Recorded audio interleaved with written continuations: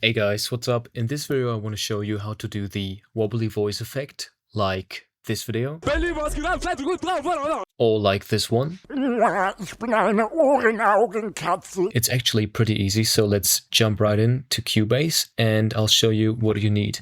This is just going to be our sample here. Darf der Kevin bei mir spielen kommen? And now all we need is a chorus effect. And now we just need to put the mix to 100% and then we can play with those parameters, width and rate. So yeah, you just need to play around. I'll set those to 1/4 and let's listen. Darf der Kevin bei mir spielen kommen? Okay, so we need to increase the width a bit. Darf der Kevin bei mir spielen kommen? And also the rate.